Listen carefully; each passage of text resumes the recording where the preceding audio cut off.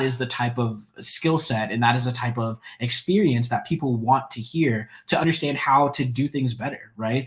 We're just learning from the people who have been in the business before. And so that type of ageism doesn't really exist in UX design. I understand that each company has their own thoughts and opinions about, what that is. But, if that's a company that you understand that they do have those, types of ageist qualities, that would be a company that I would completely and totally avoid. But every single company that I've ever interviewed for, that I've ever worked for, had people of all varying ages on their staff. Additionally, UX design, unless you're going into a UX design agency that just has a UX designer, you'll be working with all different disciplines, right? Cross-functional teams. So you'll have developers, you'll have data scientists, you'll have project managers, and all of these people are going to be of all different ages, right? Most of these people in reality don't have, 20-year-olds and 25-year-olds running their entire company. There are going to be people who are older. And so I don't want you to think that there is some type of, like age requirement to be a UX designer. Again, I'm older than you, man. Or maybe you said someone in your 30s, right? So I'm 31. And so I absolutely would just go and take the chance and take the opportunity. So hopefully that helps there. So what worries me is the lack of opportunities. Even senior UXers are having a hard time finding work. So one of the things that I wanted to kind of highlight on that I've talked about is that when we talk about layoffs, really tech was the one that was impacted the most, right? And so there are other industries that are hiring UX designers, and part of my job as it pertains to helping UX designers is going on to LinkedIn and going on to Indeed and looking at the metrics for how many jobs are being posted, right? And so typically I'll be on there every day, every other day, filtering down just UX design job and then looking at the past 24 hours.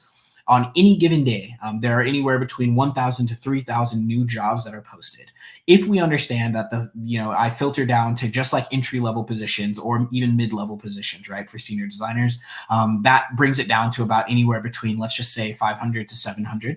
That's 500 to 700 jobs a day that you are able to apply to, that you're able to kind of, work with other people on. And so the hiring process, it is long, it is lengthy, it does take a lot, but there are tons of opportunities out there.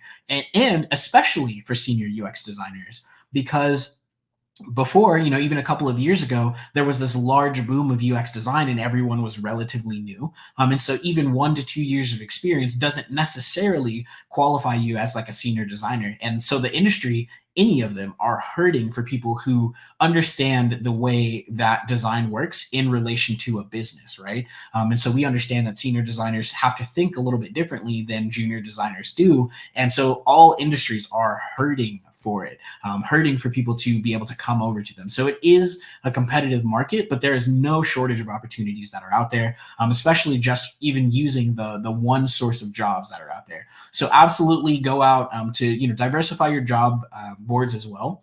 And so there are a ton. You have, LinkedIn, you have Autta. We're actually coming out with a job board and launching that just for UX design jobs here pretty soon. And so I would definitely take a look at those and make sure that those filters are set, because there are tons of opportunities that are out there. I promise. We just have to go out there, we have to find them, and then we just have to put our best foot forward on those. So awesome. Does anybody else have any questions or anything else that they'd like to add to the conversation? I mean, I'm here for you guys. I would love to be able to answer anything that you have. And if I don't know the answer to those questions, I would love to be able to point you in the right direction of where that goes. So probably give it just a couple more minutes. And if we don't have any other questions, then we can go ahead and end. So do we offer any scholarships? Yeah, we actually offer a ton of scholarships that were just renewed and updated for this year. And so if you can connect with me on LinkedIn, and I can actually drop that LinkedIn down for you. If you connect with me on LinkedIn, then I can go ahead and share some of that information with you. Scholarships are like, some of them are like 50%. Some of them are a specific dollar amount off. Some of them are 100%. So anybody who sees that link in the chat, feel free to reach out to me on LinkedIn. I am a little bit behind on my LinkedIn messages from the holidays, but please don't think that I'm ignoring you if you've tried to contact me before. But yeah, man, I would love to be able to help answer any questions that you have about that and see what we can do for you in that regard. What other questions do we have? Comments, concerns, anything that I can help anybody with who is currently on the call? No? Okay. So it looks like we are done for today, my friends. Thank you so much for joining this call. I was really, really excited to talk to you. Again, my LinkedIn is down in the comments. I would love to connect with each and every one of you to really just talk to you and understand who you are as a person, right? And to figure out what's going on in your journey. Oh, I do have other questions. Okay. So, Johan, excuse me if I'm not pronouncing that correctly. Is the portfolio more important or as important as the experience? So, what I think you're asking me is your portfolio more important than the amount of time that you've put into UX design, like as a UX designer? So, like, say, is your portfolio more important than a designer who has like five years of experience or even 1 year of experience in that regard? My question or that answer is going to be twofold. So, one, obviously, every designer has to have a portfolio in order to just be kind of like showcase, right? It's an industry standard. The thing about the portfolio is that you want to set it up in a way that makes it really easy for users to understand pretty much what the project is about, what you provided as a solution, and then what the actual solution is. And so if you structure your portfolio and you structure your case studies very well to not only like explain your process, right? We understand that you should explain your process, but really talk about the why of that process. So why did you make the decisions that you did? That is infinitely more important than just like years of experience, because I've met senior designers who can't explain why they have done something, right?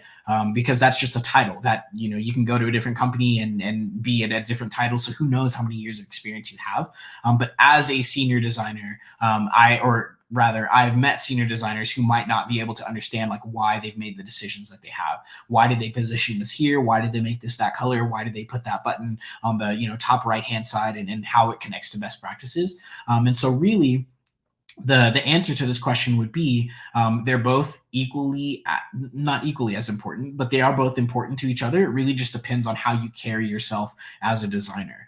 Again, I've met senior designers who I wouldn't hire and junior designers who I would hire for senior roles. And the same thing goes with, the people who I help and the people who we teach in our program. They'll go in with no experience and then they'll come out with like senior roles because they're able to explain that process. So hopefully that helps. Ariana, but would it be better to connect on LinkedIn? Oh, no. Just go ahead and ask the question here. You can definitely connect with me on LinkedIn, and I would love to answer your questions. But feel free to drop your questions down in the chat, because someone else might have the same question too. They might be a little bit shy, might not be able to ask that question as well. So feel free to ask. Yeah, no problem, Johan, for sure. I just want to clarify if I'm on the right path. Yeah, so just ask me the question and I will absolutely like help you out with whatever question you have. And maybe, potentially even tell you if you are on the right path for you or not. Would love to answer that question for you. And anybody else, if you have any questions, feel free to drop them down. I would love to be able to answer those for you.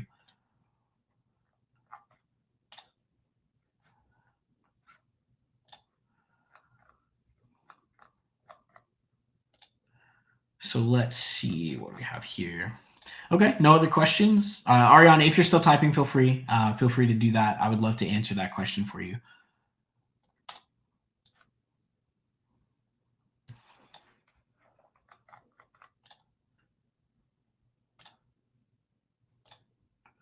Maybe not yet, but that's cool. Okay, so while I'm talking, I know. Okay, there we go. So, is bootcamp training in conjunction with traditional schooling necessary? To answer this final question that we have here, traditional schooling is not necessary to be a UX designer. I didn't go to traditional school to be a UX designer. So, like I said, I went to school for business management and marketing, which is completely different. It just helps, right? And so more and more companies are recognizing that traditional schooling is not necessarily the only way to go, especially as it gets more and more expensive. They understand that the bar for that is going to be a little bit higher than it has been in previous years. And so, and you could say that I am biased, but I have taken a boot camp before to understand more about what it is that I'm learning about UX design. Because when I go in hard, and I want to know. I've taken a couple different boot camps to understand. And so when we talk about schooling, in my professional opinion, in my personal opinion, because I've done it before, I would just do a boot camp.